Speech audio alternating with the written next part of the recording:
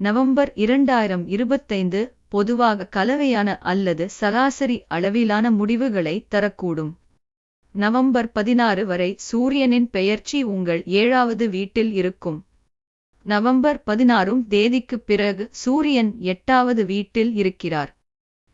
இங்கிருந்து சூரியனும் அனுகூலத்தை வழங்க முடியாது. செவ்வாய் இந்த மாதம் முழுவதும் விருச்சிக ராசியில் 8ஆம் வீட்டில் இருக்கப் போகிறார். செவ்வாய் சொந்த ராசியில் இருப்பது ஒருபுறம் என்றால் 8வது வீட்டில் இருப்பது பலவீனம். எனவே செவ்வாய் கிரகத்திடமிருந்து பொது அனுகூலத்தை எதிர்பார்க்க கூடாது. சில சமயங்களில் செவ்வாய் சில எதிர்பாராத நல்ல பலன்களை தந்தாலும் மற்றும் பொதுவாக அதை சாதகம் என்ற வகையில் வைக்க முடியாது. நவம்பர் 23ஆம் தேதி வரை புதன் பெயர்ச்சி உங்கள் 8வது வீட்டில் இருக்கும்.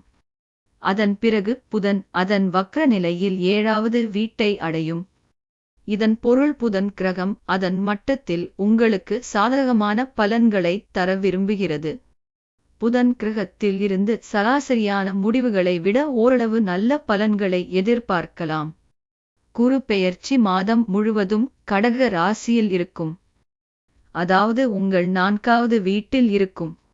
அதன் சொந்த நட்சத்திர தொகுப்பில் இருக்கும். ஆனால் நவம்பர் 11 முதல் குரு வக்ர நிலையில் மாறும். இந்த வழியில் குருவிடமிருந்து சராசரி நிலை முடிவுகளை எதிர்பார்க்க வேண்டும். நவம்பர் 2ஆம் தேதி வரை சுக்கிரன் கன்னி ராசியில் இருப்பார், அதாவது பலவீனமான பலன்களை தரும். அதே சமயம் எண் 2 முதல் நவம்பர் 26 வரை 7வது வீட்டில் இருப்பதால் பலவீனமாகவும் மற்றும் சொந்த ராசியில் இருப்பதால் சாதகமாகவும் கருதப்படும்.